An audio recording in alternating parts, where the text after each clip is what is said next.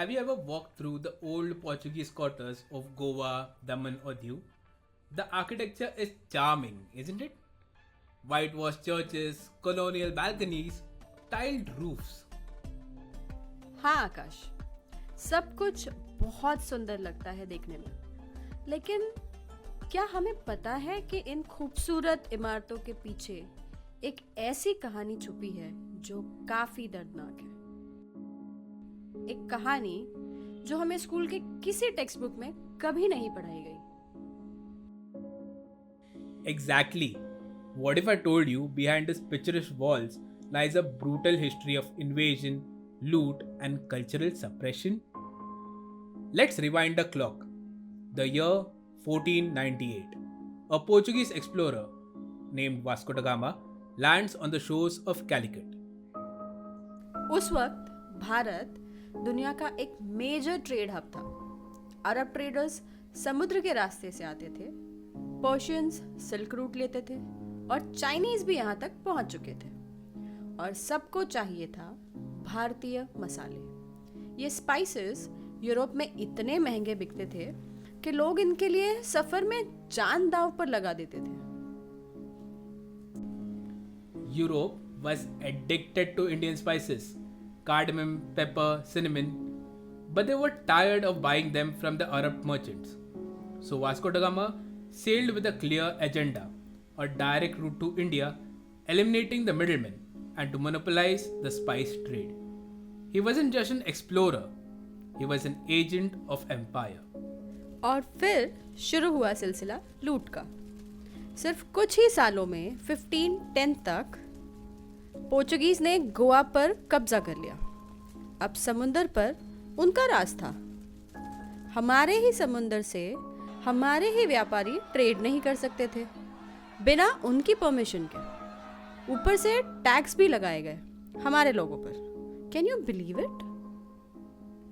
They controlled the coast, they taxed our traders, they blocked the Indian access to international trade routes. And that wasn't even the worst of it. Temples were destroyed, forced conversions began. Goa Inquisition led to unspeakable brutality. Culture was crushed under the boots of colonization. और इन सब के बीच लोगों का आत्मविश्वास टूट रहा था। भारत की संस्कृति जो कभी दुनिया के लिए एक रोशनी थी, उसे अंधेरों में ढकेल दिया गया। लेकिन तभी एक आवाज उठी, एक वीर जिन्होंने कहा, स्वराज्य सिर्फ जमीन तक नहीं होगा, अब समुंदर पर भी होगा। Then entered our Maharaj, Chhatrapati Shivaji Maharaj.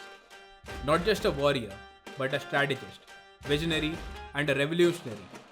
He understood something no other Indian ruler had focused on before. उन्होंने समझा कि अगर समुद्र पर राज उनका होगा तो हम कभी आज़ाद नहीं हो सकते। इसीलिए छत्रपति शिवाजी महाराज ने बनाई भारत की पहली स्वदेशी नेवी। सिंधुदुर्ग जैसे फोर्ट बनाए गए, नौकाएं बनाई गई और शुरुआत हुई एक नेवल स्वराज्य की। He trained his naval commanders like Kanuji Angre, who later dominated the Konkan coast and harassed the European ships. Chhatrapati Shivaji Maharaj's vision was not only about the military power, it was about reclaiming trade, culture, and identity. Okay Akash, imagine ये scene.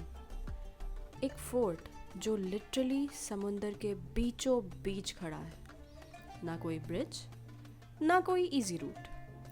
और फिर भी 1600s में छत्रपति शिवाजी महाराज ने decide किया, यहाँ fort बनेगा, महाराज का मैरिटाइम मार्वल। यस, और वो भी ऐसा फोर्ट जो एनिमी के लिए इनविजिबल हो। एंट्रेंस ऐसे डिजाइन किया गया था जो दिखाई ही ना दे। एक्चुअल गेट ढूंढते ढूंढते एनिमी को चक्कर लगाने पड़ते थे। Strategy level 100%। मतलब फोर्ट के अंदर घुसने से पहले ही कंफ्यूज हो जाओ, गेट कहाँ है भाई? छत्रपति शिवाजी महाराज ने बोला होगा, सुरक्षा का सबसे बड़ा हथियार कंफ्यूजन। सिंधुदुर्ग का मतलब ही होता है the fort in the sea, since it is also located in the Hind Mahasagar, also back then known as the Sindh Mahasagar, hence the name Sindhudurg. Sindh, which denotes to the sea, as well as Durg, which also means a fort. इसको बनाने का काम शुरू हुआ था 1664 में और complete हुआ था 1667 में. छत्रपति शिवाजी महाराज ने 100 से ज़्यादा आर्किटेक्ट्स अपॉइंट किए थे, out of which the chief architect was Hiroji Indulkar. He is also known to build several other forts of Maharaj, which includes Raigad and Vijayadurg. Supervision खुद महाराज ने किया था. 3 हफ्तों तक उन्होंने यहीं पर कैंप किया था. और सुनो, कंस्ट्रक्शन में 4000 प्लस लेबरर्स लगे थे. 3 साल तक चलता रहा था काम. फोर्ट के लिए जो लाइम यूज हुआ था जैगरी और उड़द दाल के मिक्स से बना था. It was full ancient Indian जुगाड़. साइंस, स्ट्रैटेजी और स्पिरिचुअलिटी तीनों का परफेक्ट कॉम्बो था सिंधुदुर्ग. सबसे स्पेशल चीज मुझे लगती है ये, फोर्ट के अंदर एक मंदिर है, छत्रपति शिवाजी महाराज का पर्सनल मंदिर, और उसमें उनके असली फुटप्रिंट्स प्रिजर्व्ड हैं. और ये इंडिया का इकलौता मंदिर है जहाँ पे एक वॉरियर किंग को भगवान का सम्मान मिला. क्या विजन था. लीडर सिर्फ रूलर नहीं होता, एक रोल मॉडल भी होता है. मैं तो ये सोचती हूँ आज के लीडर्स भी अगर सिंधुदुर्ग फोर्ट घूमने आ जाए तो लीडरशिप समझ आ जाएंगी. ये सिर्फ एक मिलिट्री बेस नहीं था, ये एक मैरीटाइम स्टेटमेंट था. छत्रपति शिवाजी महाराज ने बोला था, समुद्र हमारा भी है. मतलब इमेजिन करो, 17th सेंचुरी में नेवी रेडी करना, पोर्ट्स कंट्रोल करना और सी फोर्ट बनाना. That's pure genius.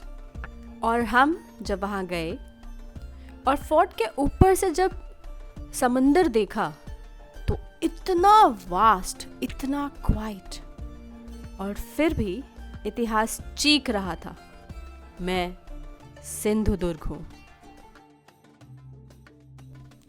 और सबसे खास बात ये कि उनका ये मिशन किसी सल्तनत के खिलाफ नहीं था. It was about restoring Bharat's dignity. आज भी जब हम गोवा के चर्चेस देखते हैं या कॉलोनियल बिल्डिंग्स एडमायर करते हैं तो ज़रूर याद रखें, यह ब्यूटी एक दर्द के ऊपर बनी है. Let's not just celebrate the architecture. Let's remember the resistance. Let's honor the man who didn't just fight for land, but for the soul of Bharat.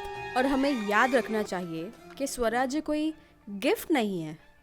ये एक ऐसा अधिकार है जो बलिदान, दृष्टि और हिम्मत से जीता जाता है. फोटोग्राफी के लिए, ड्रोन शॉट्स के लिए या बस शांति के लिए, this place is a must visit. But more than anything, ये हमें याद दिलाता है कि मराठास सिर्फ जंग जीतने वाले वॉरियर्स नहीं थे, they were visionaries. True that.